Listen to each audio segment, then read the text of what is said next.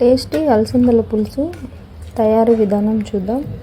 ఇది వేడివేడిగా రైస్లోకి కానీ చపాతీ, దోశ అన్నిట్లోకి చాలా బాగుంటుంది. ఈ కర్రీ కోసం పచ్చి అలసందలు, ఆనియన్స్, తెల్లగడ్డ, కొద్దిగా చెక్క, లవంగాలు, యాలకులు, టమాటా, కొబ్బరి కొద్దిగా తీసుకోవాలి. ఆనియన్, టమాటా చిన్న చిన్న ముక్కలుగా కట్ చేసుకోవాలి. ఇప్పుడు మసాలా తయారు చేద్దాం. దీనికోసం కొన్ని వేయించిన పల్లీలు, యాలకులు, చెక్క, లవంగాలు,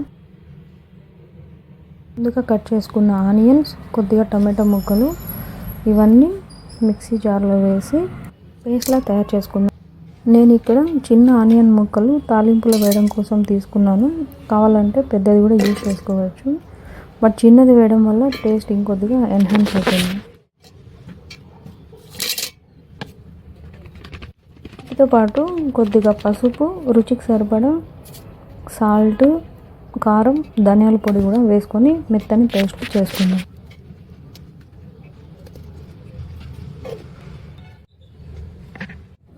ఇప్పుడు స్టవ్ పైన కుక్కర్ ఉంచి అందులో ఒక 3 టేబుల్ స్పూన్ ఆయిల్ వేసుకొని ఆయిల్ వేడెక్కాక ఆవాలు చిటిపట్లు ఆడించాలి. తర్వాత ముందుగా కట్ చేసుకున్న ఆనియన్ ముక్కలు, కొద్దిగా కరివేపాకు వేసి మంచి రంగు వచ్చేలాగా వేపుకోవాలి. ముందుగా రెడీ చేసుకున్న మసాలాను వేసి బాగా కలపాలి.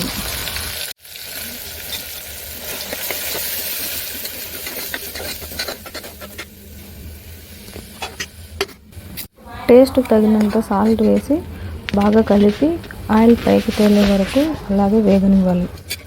టమాటా ముక్కలు కూడా వేసి దాంతోపాటు ఈ పచ్చి అలసందలు వేసి బాగా కలిపి కాసేపు వేగనివ్వాలి.